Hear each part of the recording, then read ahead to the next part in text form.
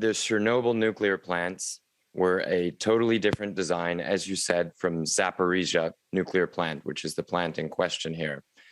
At Zaporizhia, there is a really tough, thick, reinforced concrete dome and building that goes all around each reactor. There's 6 all lined up.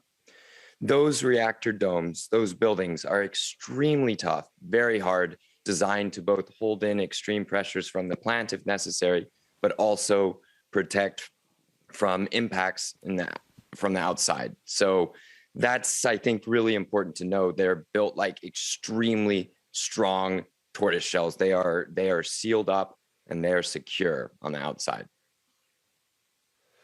And luckily, it looks like this fire that, of course, terrified and captivated the world last night, Mark, was at an administrative building on site, not the plant itself.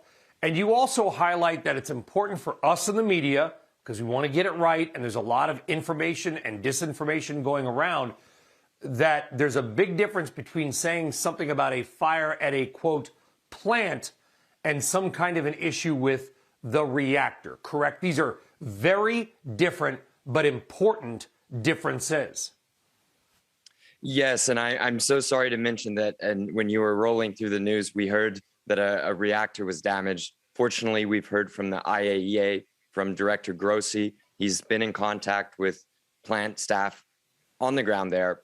The reactor was not damaged. The reactor building, it sounds like, was not damaged. We're going to be able to see more in coming days when more videos and pictures come out of the site. But yes, the reactor is a shiny little vessel deep within the big concrete dome that protects it. That was never in danger of being under fire. Now, Mark, I still would not want to shoot guns or light fireworks near a shed full of gasoline cans.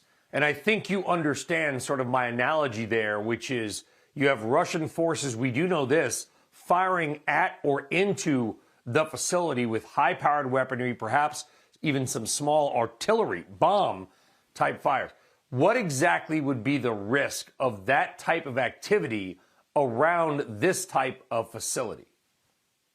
So, first of all, one of the many tests that plants have to undergo, including the Ukrainian plants, which worked carefully with international regulators and European safety officers, is to be able to survive flying missiles, for example, from cyclones, tornadoes, from severe storms, and yes, from external explosions in the plant.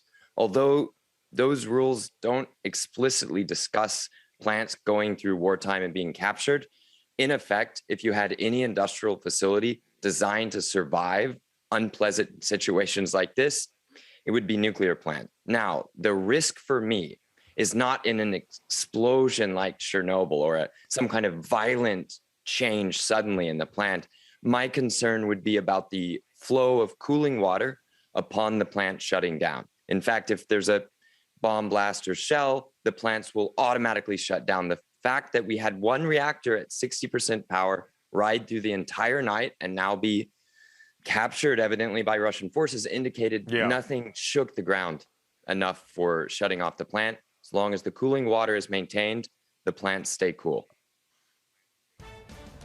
Yeah, and very quickly, the winds here blow from the west to sort of the northeast. So if there were some sort of radioactive event, it would actually blow the winds, as I understand it, into Russia. The likelihood, Mark, in your best estimation, and I understand it's a bit of a guess, is that Russia would want, if they take it, this plant intact and operable. It is 1/5 of Ukraine's total power production. I would agree with that, Brian. Nuclear plants are sort of the ultimate power source. They take almost no fuel, almost impossible to mess them up, as we just saw and capture during wartime. I think it's unlikely the Russians would want anything but a perfect condition nuclear plant if they were going to capture it.